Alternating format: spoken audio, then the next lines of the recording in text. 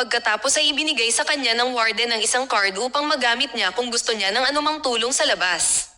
Pagkatapos, pinalaya siya mula sa bilangguan matapos pagbayaran ng buo ang sentensya niya. Habang naglalakad siya sa labas ng bilangguan, inihagis niya ang card na ibinigay ng warden at tumakbo ng mabilis. Hindi siya kumibo, kahit na walang naghihintay sa kanyang paglabas. Pumunta siya sa kalye hanggang sa marating niya ang isang junk shop at huminto sa isang sasakyan na may takip. Tinanggal niya ang takip nito upang ipakita ang kanyang magandang Chevrolet Chevelle. Pumasok siya sa loob at nakita ang impormasyon ng kanyang target at mga tagubilin na kanyang pupuntahan. Kinuha niya ang isang baril na kanyang itinago at nakagawa ng humigit kumulang 10 krimen at plano niyang gumawa ng higit pa sa loob ng 1 oras sa kanyang paglabas mula sa bilangguan. Pinaandar niya ang kanyang sasakyan hanggang sa makarating siya sa kanyang destinasyon. Tulad ng isang mabangis na hayop, nagawa niyang pahintuin ang trapiko at tumungo sa loob ng isang silid ng opisina. Tumingin-tingin siya sa paligid hanggang sa makita niya ang target at binaril ito sa ulo habang nakatutok sa kanya ang mga kamera. Sa ibang lugar, gustong bumili ng isang undercover na pulis mula sa isang dealer. Nag-aalangan ang dealer sa kanyang buyer, ngunit kalaunan ay nagkasundo sila at ibinenta ito sa kanya. Sa loob ng kanyang sasakyan, ang pulis ay hindi nais na hulihin ang dealer dahil siya mismo ay gumagamit din. Kinabukasan, pumasok siya sa trabaho at nagtungo sa pinangyarihan ng krimen kung saan nakatingin sa kanya ang lahat.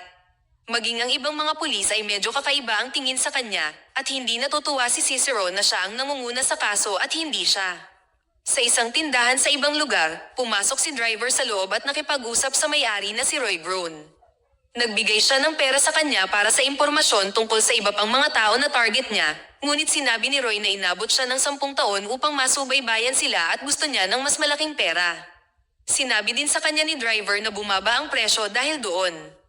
Ilang sandali lang, lumapit sa kanya si Kenny, isang malaking tao at isang ultimate fighting champion. Nang magharap ang dalawa, nakita ni Kenny ang isang tato sa braso ni driver at natakot siya. Sinabi niya na hindi siya nakikipaglaban sa isang multo at tumakas sa lugar. Pagkatapos, agad na ibinigay sa kanya ang natitirang mga pangalan at isang refund. Sa police department, sinuri ng 2 detective ang mga CCTV camera sa isang krimen. Napansin din nila na ang lalaking binaril ay alam na darating ang taong bumaril sa kanya.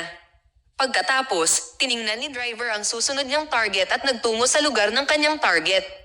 Kinabukasan, isang multimillionaire na tinatawag na killer ang nakipag-usap sa kanyang asawang si Lily.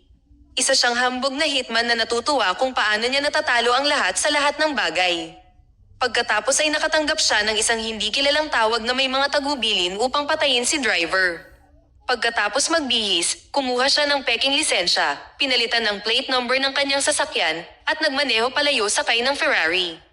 Sa susunod na eksena, habang nakikipag-usap ang detective sa kanyang katrabaho, natagpuan nila si driver at nalaman ng kanyang background na kumita ng maraming pera sa kulungan mula sa kontrabandong kanyang ipinuslit. Ngunit nakulong siya ng 10 taon ng walang proteksyon, at ito ay dahil nahuli siyang gumagawa ng pagnanakaw sa isang bangko. Siya ang driver ng heist at hinahabol ng napakaraming pulis. Nagawa niyang magmaneho ng pabaligtad sa loob ng ilang oras at nagmaneho ng may perpektong galaw. Sinubukan ng mas maraming pulis na hulihin siya mula sa likuran, ngunit nautakan niya ang mga ito at nakatakas. Nais malaman ng detective kung paano siya nahuli. Ang eksena ay lumipat sa isang matandang lalaki na tinulungan ng isang random na babae na nagmamalasakit sa kanya. Samantala, si killer ay nakipagsapalaran sa parehong gusali at nakikipag-usap sa kanyang therapist sa telepono nang biglang nakita niya si driver. Inihanda niya ang kanyang baril at sinabi sa therapist na ang kanyang asawa ay isang distraction na isang problema para sa kanyang trabaho.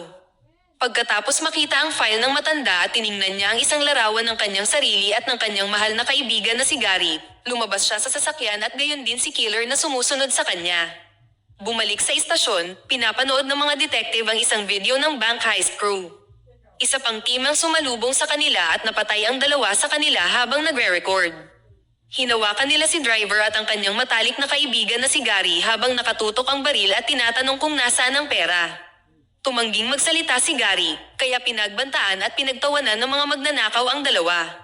Tinutukan nila ng baril si Gary, at sinabihan niya si driver na huwag sabihin sa kanila kung nasaan ang pera at humingi ng paumanhin sa pagdadala sa kanya sa gulo na ito.